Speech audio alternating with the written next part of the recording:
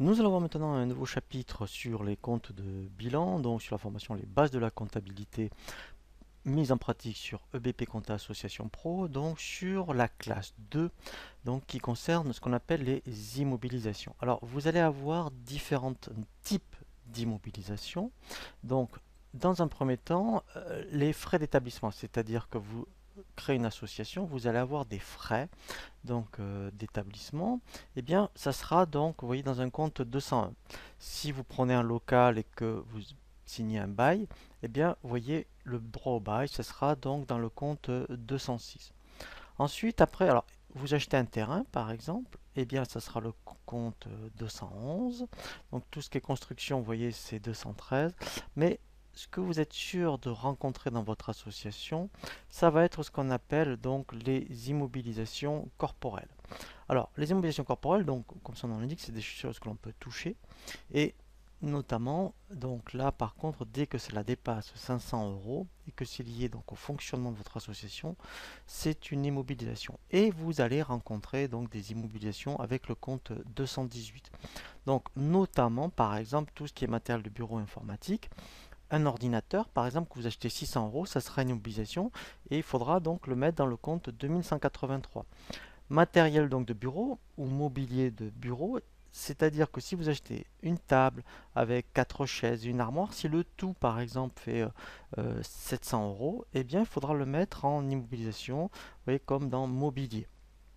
Voilà, une voiture par exemple, alors qu'elle soit enfin, entre guillemets, euh, alors on dit de société ou de tourisme, si c'est l'association qui l'achète, effectivement, ça sera une immobilisation matérielle de transport. Voilà, donc ça, vous êtes sûr de le rencontrer. Vous pouvez aussi rencontrer tout ce qui est matériel ou outils industriels en fonction de la nature de votre association. Eh bien, on avait du matériel informatique, mais si vous, pourquoi pas, vous avez des petites machines ou des outils donc, qui font plus de 500 euros, eh bien, il faudra les mettre dans un compte, vous voyez, 215. Donc ça, c'est ce que vous êtes sûr de rencontrer. Et après aussi, on peut rencontrer, ça peut arriver, vous voyez, des participations créances rattachées à des participations. Si vous êtes une grosse association et que vous avez donc de la trésorerie, que vous prenez donc des titres de participation, eh bien il faudra les immobiliser. Vous voyez, c'est financier, c'est du 26. Hein, voilà, vous voyez, les actions par exemple, pourquoi pas, hein, c'est du 27. Et après, des obligations par exemple, vous voyez, c'est 272. Voilà, donc tout ça après c'est d'ordre financier. Voilà, donc après tout ce qui est dépôt et cautionnement, pareil, hein, donc ça peut arriver aussi, donc c'est du 275, voilà. Et après, alors là je vous en parle un petit peu, donc le 28, effectivement, alors on verra donc des écritures spécifiques dans une formation sur l'immobilisation, et bien quand on effectivement on aura le compte 28, puisque en fait effectivement quand on est immobilisation, donc tous les ans ça se déprécie, il faut donc passer un amortissement. Et donc en fait, effectivement, en contrepartie, vous aurez un compte, vous voyez, 28.